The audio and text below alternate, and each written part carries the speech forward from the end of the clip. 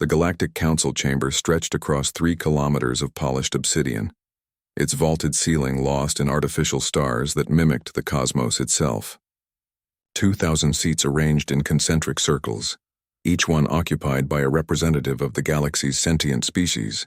Diplomats, warriors, scholars, and merchants from every corner of known space gathered here to debate, to trade, to forge alliances, and in the innermost circle, among the founding seats, one chair had remained empty for 7,000 years. Ambassador Velnash of the Korthian Empire barely glanced at it anymore. None of them did. The empty seat had become part of the chamber's architecture, a curious historical footnote that new delegates asked about during their orientation before promptly forgetting. The records listed it as belonging to Species 347b Origin Sol System, status extinct. The motion passes, High Chancellor Zixthor announced, his crystalline voice reverberating through the chamber. The Outer Rim territories shall be divided among the petitioning powers. The mining rights to Sol System and its primitive worlds are hereby. The chamber doors exploded inward, not with fire or force, but with such casual indifference to protocol that every being present felt their secondary hearts skip a beat. The doors, massive structures that required 3 strong Korthians to open, had simply been pushed aside as if they were made of paper. A figure walked through. It stood on 2 legs, neither particularly impressive by galactic standards. No exoskeleton, no armored plates, no venomous spines. Its skin was a pale brown, covered partially in simple black fabric. It had only 2 eyes, no enhanced sensory organs visible, and its frame suggested it might weigh perhaps 80 kilograms at most. But the way it moved made Velnash's combat implants scream warnings into his neural network, the human, because that's what the database frantically informed him it was, walked down the central aisle with the confidence of someone who had never known fear. Its boots clicked against the obsidian floor with rhythmic precision. Every predator species in the chamber recognized that walk. It was the stride of something at the top of its food chain. The Sol System, the human said, its voice carrying perfectly despite having no vocal amplification, is not for sale. Silence crashed over the assembly like a physical force. High Chancellor Zixthor recovered first. This is a closed session of the Galactic Council. How did you... Your battle fleet at the edge of my system was kind enough to provide directions, the human interrupted. After we disabled it, of course. Impossible. General Carthex of the Warcast rose from his seat. The 7th Fleet contains 200 warships, each one capable of glassing a planet. Contained, the human corrected gently. Past tense. They're mostly intact, just sleeping. We didn't want to be rude on our first visit. It smiled, and Velnash felt his survival instincts trigger at the sight. The expression showed teeth, flat, grinding teeth and sharp canines. A species that had evolved to eat both plants and meat. An opportunistic omnivore. The most dangerous kind of predator. This is preposterous, High Chancellor Zixthor said, attempting to regain control. Species 347b was documented as extinct 7 millennia ago.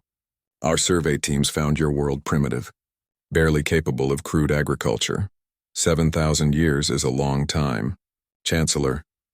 The human had reached the center of the chamber now, standing in the space where petitioners usually prostrated themselves. It did not kneel. We've been busy.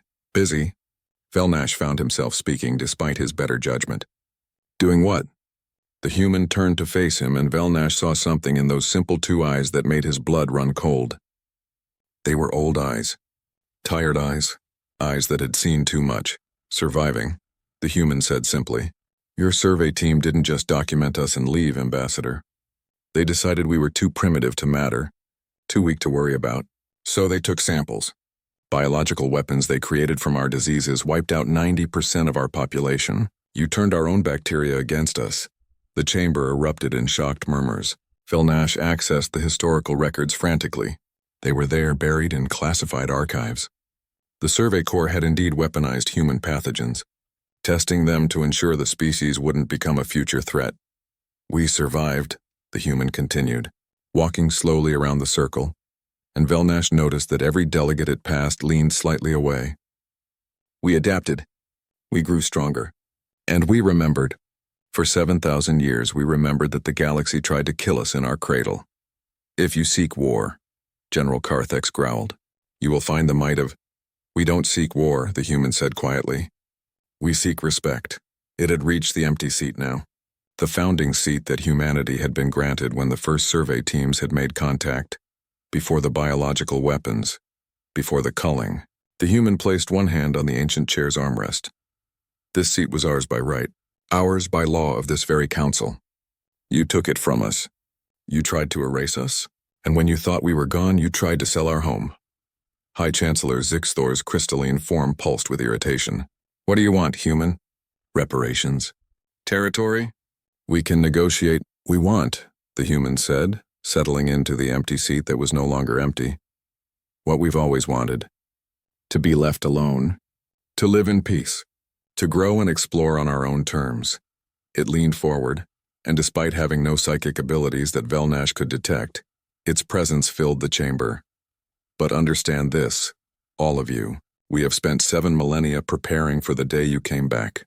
We have technology you cannot imagine. We have weapons that make your fleets look like children's toys. We have spread throughout our system and beyond. And you never noticed because you never looked. Because you had forgotten we even existed. The human stood, and Velnash realized it was preparing to leave. Earth's seat was always empty, it said, because you forgot that humanity doesn't ask for permission. We don't beg for scraps. We don't bow to empires that tried to murder us in our sleep. It walked toward the exit, then paused and looked back. We bow to no one. The doors closed behind the human with a soft whisper of air.